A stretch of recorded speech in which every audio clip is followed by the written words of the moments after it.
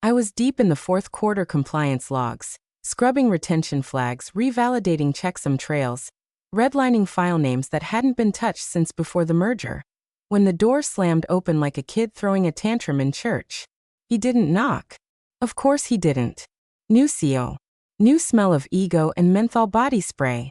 Not a handshake type. Not even a hello type. Just walked in with a smirk and a junior HR gremlin trailing behind him, like he was about to announce the next round of layoffs on a damn reality show. Records Custodian. He read off the brass plate on my cubicle like it was a slur. That still a thing? I looked up, didn't answer. Just let my fingers hover over the keyboard, still mid-command. He didn't deserve a reply. We're trimming non-revenue roles, he declared, loud enough for the interns 3 desks over to hear. We need doers, not keepers. That's when I knew. It wasn't a question. It was theater. Before I could blink, HR's chihuahua voice chirped. Per Section 4 of the realignment memo, your access will be revoked effective immediately. Her hand trembled when she handed me the printout, like even her soul knew this was a mistake. I hit enter. The sync command failed, server timeout. My session was already terminated. They shut me out mid-transfer, which means 6 years of custodial chain of command logs just orphaned in limbo, unverified, out of scope, unrecoverable by anyone without my keys. I looked up at the blinking cursor, then back at them. Said nothing. Just stood, unplugged my badge from its lanyard, and placed it face down on the desk. You know what hurts most? Not the insult. Not the firing. Not the way he grinned like he'd outsmarted a Sudoku puzzle. What hurt was the silence afterward. No one said a word. Not legal. Not IT. Not even Carl from payroll, who once cried when I helped him recover Q3 reimbursements. They all just watched me walk out like I hadn't been the backbone of their entire audit infrastructure for 14 goddamn years. If you're still listening at this point, do me one small favor. Hit that subscribe button and like the video. I know 97% of folks forget, but it means the world to the team working behind the scenes to bring these stories to life. Keeps the lights on. Keeps the truth flowing. Anyway, I didn't even take my mug. Let it sit there with its chipped rim and faded "Data is sexy" sticker peeling off the side. Let them figure out where the encryption keys went. Let them stare at the interface and realize no one else was designated in the chain. Because that's the part they never understood. Records Custodian wasn't ceremonial. It wasn't some dusty librarian title they could erase with a memo and a forced smile. It was operational. And they'd just decapitated the system with a paper shredder. No ceremony. No farewell. Just the sound of my flats hitting the polished tile floor, and the quiet gasp of a junior analyst realizing what they'd done. Let the clock start ticking. 3 days after I left, IT sent their first internal flag. It started simple. An archived procurement file from a 2017 bid contract couldn't be opened. The request bounced through their system like a pinball. Access denied. No custodian assigned. At first, they figured it was a permissions glitch. Some junior admin tried reassigning access tags. Didn't work. The system had hard-coded the custodian ID mine. It wasn't just metadata. It was structural. Without my credentials, the system refused to authenticate anything tethered to those archival zones. But that was just the start. By the end of the week, over 2,100 records were flagged as orphaned. Client contracts, regulator memos, multi-year audit trails, documents that required a valid, continuous custodial chain to remain in compliance. Some of them were touchpoints for scheduled reviews. Others? Binding legal artifacts. You'd think legal would leap into action. But no, one compliance officer, fresh out of college with a name tag that still smelled like plastic, forwarded a ticket to legal with a subject line that read, "Low priority archive access bug?" No one even noticed the question mark. Legal skimmed it and forwarded it to IT with a one-liner. Circle back before audit season. Meanwhile, the COO strutted around with a fresh haircut and a wireless headset like he was about to pitch to Shark Tank. He'd started posting on LinkedIn too, thought leadership nonsense about modernizing legacy workflows and optimizing human capital. That was the part that really twisted the knife. Watching him boast about how the company had cut redundancies, while the foundation quietly rotted beneath his loafers. I heard from a friend in DevOps, well, someone who used to nod at me in the elevator. She said IT had quietly initiated a permission sweep and found my biometric 2FA still embedded across 5 major compliance subsystems. They couldn't remove it. Not without triggering protocol violations. Apparently, one engineer suggested using a dummy profile to patch the orphan fields. Legal's reply? You can't just make a new custodian. That's not how the designation works. The system needs continuity. Signed, validated, retained. But no one had. Because they never thought they'd need to. Because I was just the records lady. The quiet one. The one who kept to herself, always at her desk early, always sipping tea that smelled like cinnamon and old paper. I was a constant, and constants don't get attention until they disappear. It's funny. They fired me like I was a folder they could archive and forget. But I wasn't the folder. I was the lock. The checksum. The name on every dotted line that actually mattered. And now they were staring at a system that refused to obey them, because I wasn't there to authorize it. Let them squirm. Let them reboot. Let them file tickets and wait. Because the funny thing about records? They remember. Even when people don't. The office I work in now smells like pine wood and printer toner. It's quiet. Nobody yells across the floor here. Nobody slams a whiteboard and demands we move fast and break things. My desk's by a window. I've got 2 monitors, 1 decent espresso machine, and a CEO who knows my name and pronounces it right. When I handed in my first process audit draft, she read the whole thing, line by line, then looked me dead in the eye and said, "This is the cleanest data integrity doc I've ever seen." That was the first time in 14 years anyone said that out loud. Here they value precision. Here, I'm not non-essential. I'm infrastructure. I walk into meetings and people listen before they talk. The junior analyst actually thanked me last week for catching a duplicated record in his version control. He brought me coffee the next day, with oat milk, because he remembered I'm lactose intolerant. Meanwhile, back at my old company, the one that yanked my badge like it was a coffee punch card, they decided to hold an internal compliance readiness drill. Big mistake. It was supposed to be routine. Check the backups. Validate custodial chains. Walk through the disaster recovery flowchart. But when they hit the Tier 3 archives, where the real compliance ghosts live, the system didn't just fail. It blinked back a rejection message they hadn't seen before. Custodial integrity breach. Valid chain not found. Please reauthorize with original designation. That's when someone finally asked the question out loud. Wait, who owns the key? My name flashed across the logs. Plain as day. The system was still pinging my encrypted authorization string. The engineer running the drill thought it was a bug, told his lead he'd just update the metadata with a new name. That suggestion made it 2 minutes into a call with legal before they shot it down cold. You can't just create a new custodian, the senior counsel snapped. That's not how this works. The entire structure was built around an unbroken custodial designation. It's part of our binding language with federal regulators.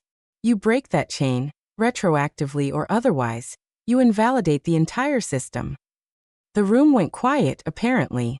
Then someone, probably the same overconfident tech lead who once told me I was too careful, asked the inevitable.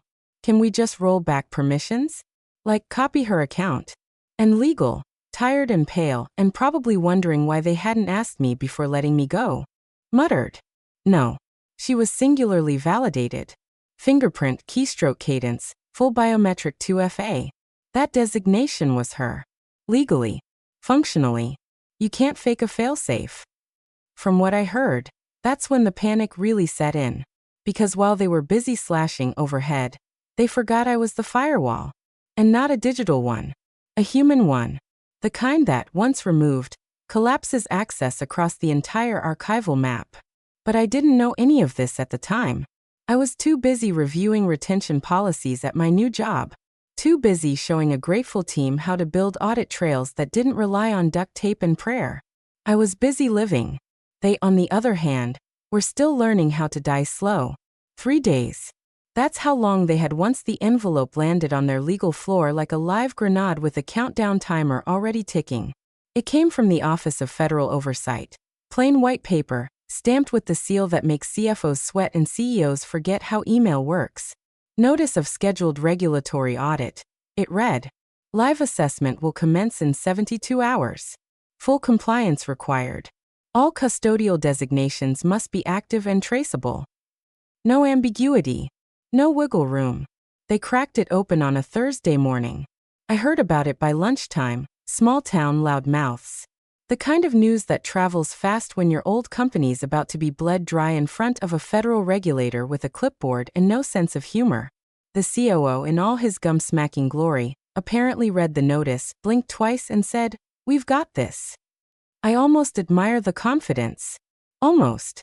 Meanwhile, legal descended into something between a fire drill and a hostage situation. They started pouring through the original compliance charter. The one I helped draft back in 2014 when we moved to the encrypted archival platform. I remember that version well. I remember the late nights, the whiteboard equations, the 3-hour calls with the feds. But more than anything, I remember the clause. Custodial continuity. Records Custodian must be continuously employed or under active retainer to maintain chain of validity. Lapses in designation exceeding 60 minutes shall trigger automatic noncompliance penalties. Custodian's identity must match registered biometric signature. That last line?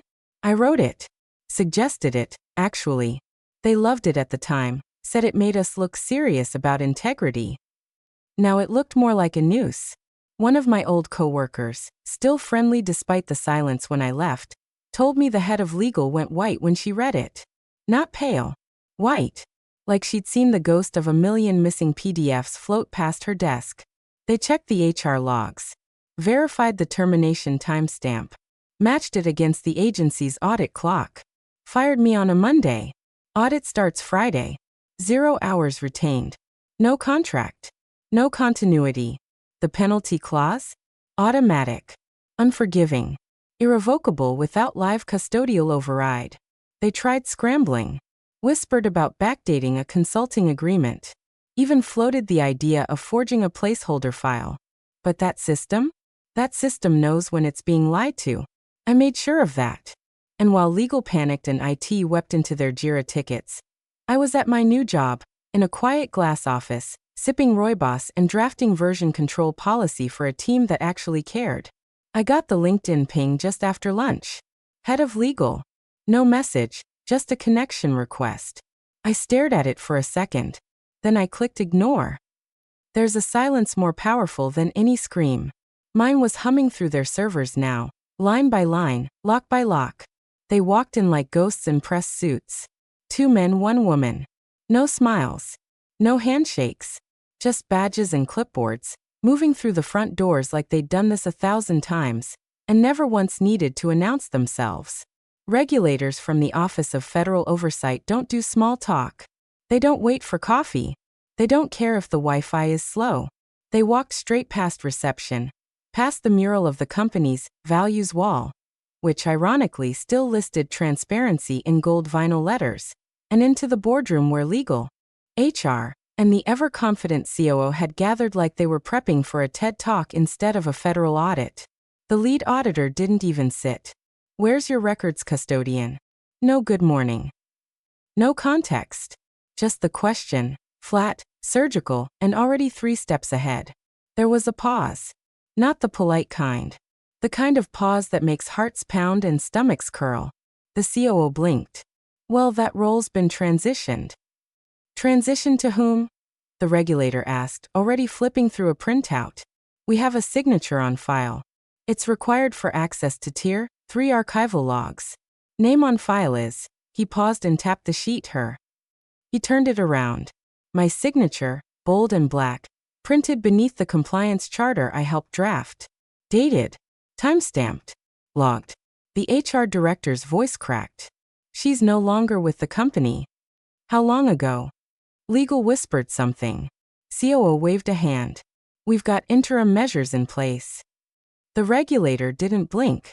Just set the clipboard down, opened a laptop, and keyed in a few commands. The screen displayed a red header instantly. Custodial chain broken. Last verified activity terminated. Then he looked up, eyes like slate. Per your agreement, you are now non-compliant. A noise followed. Not a beep. Not a chime. It was the start of a digital timer. The auditor nodded toward it, almost polite. Penalty begins now. $3 million per hour. Someone, maybe the junior counsel, maybe the CFO, whispered, "Wait, how long ago was she fired?" The second auditor glanced at his watch. 13 minutes before we walked in. Legal inhaled like they'd swallowed a tack. COO's mouth opened, then closed, then opened again. Nothing came out. Just a quiet realization spreading across his face that this wasn't a drill, wasn't an IT hiccup, wasn't a problem someone could solve with a Google search and a fake login. This was the consequence. The system didn't recognize anyone else. Not the backup admin. Not the interim. Not the people shuffling into rooms with binders full of excuses. They'd pulled the cord and expected the engine to keep running. But I was the engine. My name, my credentials, my uninterrupted chain of trust. That's what kept them in the clear. And now they were bleeding. By minute 14, the penalty had passed $700,000. And the clock didn't care how sorry they were. The first instinct was denial. They told the auditors it was a temporary sync issue. They asked for 10 minutes to restore access. But the regulators didn't even look up from their laptops. They'd seen this play before. Inside the war room, what used to be the quiet conference space with a dumb quote about collaboration, stenciled on the wall, compliance was unraveling. Fust, the head of compliance, drenched in sweat and arrogance, tried to initiate a backup pull from the Tier 3 archives. It failed. Then failed again. They escalated it to IT. IT ran a server trace, found nothing wrong with the physical storage. Everything was up. Everything was reachable. And yet no one could touch the data. The system didn't care who was typing. It was built on one truth. Access to high-sensitivity archives required active, verified custodial presence. The kind that had a name, a biometric profile, a verified pattern. And that name wasn't on the payroll anymore. My name wasn't just in the logs. It was embedded into the very logic of the system. The encryption key structure wasn't just protected with a password. It required a dual-auth handshake, retina scan and keystroke rhythm verification. Not just who I was, but how I typed. When they fired me, they didn't just lose a body. They lost the blueprint.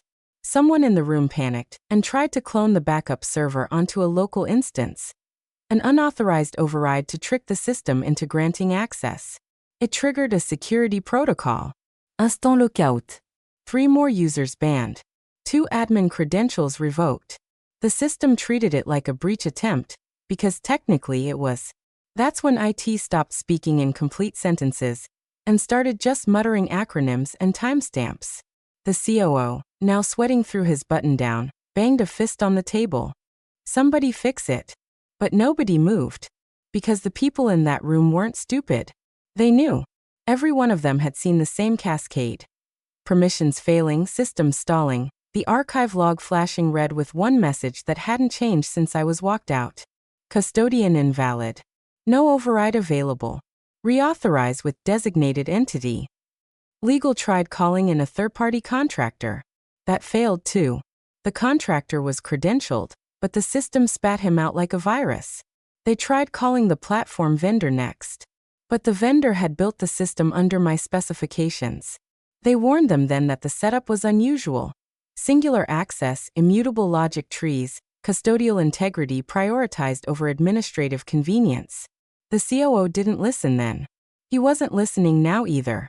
He just kept pacing the room like the floor might give him a clue. But this wasn't a mystery. This was math. This was code written by someone they treated like a typist, someone they fired without reading her documentation, without pausing to ask, what exactly does she hold? By the time the lead auditor checked in again, the timer had passed $3.6 million in penalties. And there wasn't a damn thing anyone in that room could do about it. Because the one person who could wasn't in that room anymore. They started calling around hour 6. At first, it was HR. Polite. Almost cheerful. Like maybe this was all just a scheduling hiccup, and I'd be happy to pop in like nothing ever happened. The voicemail was chipper, Painfully so. Hey there. Just checking in to see if you'd be available for a quick consult. No biggie, just a few system quirks we'd love your insight on. I didn't answer.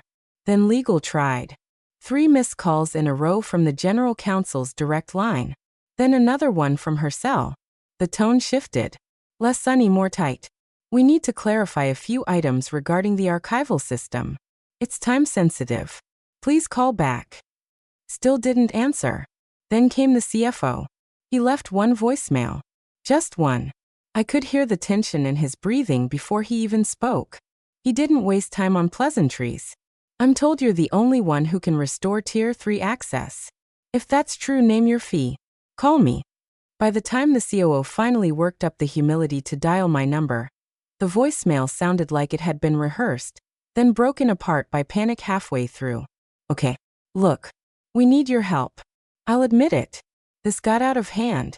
Just tell us what you want. Whatever it is. We'll make it happen. There was a long pause. Then he added, softer, like he wasn't sure I'd still be listening. Please.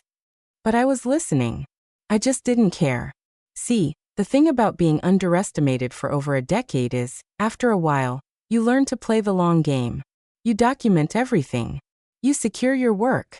You build systems that work because of your diligence, not in spite of it. You become essential in ways they never bother to notice until they're standing in a burning room, holding a fire extinguisher without a pin. And me? I was the pin. I sat at my new desk, sunlight spilling through the window, my tea steaming quietly beside a stack of audit files for a grateful client, and watched my phone vibrate across the table with another call from a number I used to know by heart. I didn't even turn it over to see who it was. I already knew. Their world was falling apart in real time. Their access revoked, their systems locked, their compliance unraveling faster than legal could spin damage control. And me? I was finally at peace. Not smug. Not gloating. Just still. Like the eye of a storm they built with their own arrogance. I hit decline and let the phone fall silent again.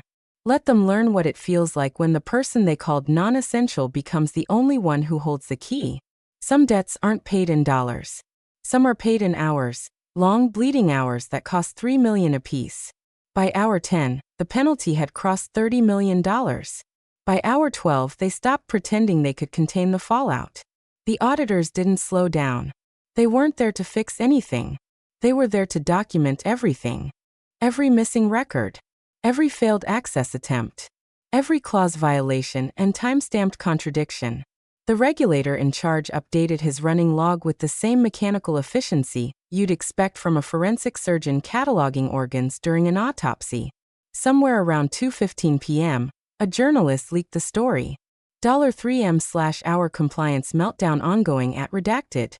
Sources say systems irreparably locked. The headline ran on 3 finance blogs within 20 minutes. Within the hour, it was trending. That's when the investors started circling. Not curious, angry, aggressive. The kind of calls that begin with "how bad is it?" and end with "sell it before it sinks." The board was forced into an emergency call to brief stakeholders. I wasn't on that call, obviously, but someone sent me the transcript later. The COO kept trying to use words like temporary, contained, and under control. Then legal had to step in and admit, on record, that not only was the system still inaccessible, but the custodian whose credentials were embedded across its core architecture was unreachable. That part hit hard. A junior analyst, one of the newer hires who used to sneak Monster energy drinks into morning stand-ups, apparently leaned over to someone during the call and whispered, "Wasn't she just the records lady?" The head of legal, exhausted, makeup half smudged from stress and 4 hours of unscheduled Zooms, muttered back, "No, she was the compliance infrastructure." That's the first time they ever said it out loud. Not the records lady. Not document support. Not non-essential. Infrastructure. The damn foundation. By then I was home, barefoot in the kitchen, watching the stock ticker bleed red on my tablet screen while I waited for the kettle to boil. The company's market cap was dropping in visible ticks. $60 per share. Then 57. Then 53. I poured the water. Let it steep. The news was showing clips of the building I used to walk into every morning at 7:42 a.m., same entrance, same elevator, same quiet nods to the interns no one else remembered. They were showing it now as the site of a meltdown, a headline, a corporate tragedy unfolding in real time. But I didn't feel triumphant. I felt still, like the moment after a storm passes, when the air is thick with silence and nothing else has quite figured out it's over yet. I took my tea into the living room and muted the news. The system I built worked exactly as it was supposed to. The failure wasn't in the code. It was in the arrogance. And arrogance has a price. Turns out, it's $3 million an hour. The call came at 4:02 p.m. Private number. Direct line. Not routed through legal. Not filtered through HR or the CFO. This time it was someone who actually mattered. A board member. One of the quiet ones, the kind that never showed up to all-hands meetings or culture committees, but always showed up when money was at stake. He didn't waste time. Ms. Halston, I'm not calling as a formality. I'm calling because we need you. The audit is in its final hour. Our counsel says if we can restore Tier 3 access and demonstrate a valid custodial chain, we can argue for retroactive compliance and rollback penalties. He paused. Let that hang. Even if it's just for one day. Please. We'll make it worth your time. I looked out the window. The city looked golden in the fall light. My neighbor's dog was barking at a squirrel. Somewhere on my stovetop, a pot of soup was starting to bubble. I raised the phone to my ear. Calm as the dead. Sure, I said. He exhaled audibly. Thank. My rate's $12,000 an hour, I continued. 20-hour minimum. Paid up front. Silence. Not the offended kind. Not even the shocked kind. The resigned kind. The kind of silence you hear when someone finally understands the depth of their own mistake, but knows they can't unmake it. I didn't hang up right away. I let it breathe. I let him sit with it. Then I pressed the red circle. Put the phone down. They'd called me non-essential. A dead weight. A cost center. But when the system collapsed, when the money bled, the stock crashed, the regulators hovered, and the clock refused to stop, they remembered my name. Not because I made noise, but because I built the silence they needed to survive in. And they pulled me. Final thought, as I turned back to my soup, stirring slowly while their empire turned to ash behind me. Non essential? Maybe to them. But to the system? I was the failsafe. And they pulled me.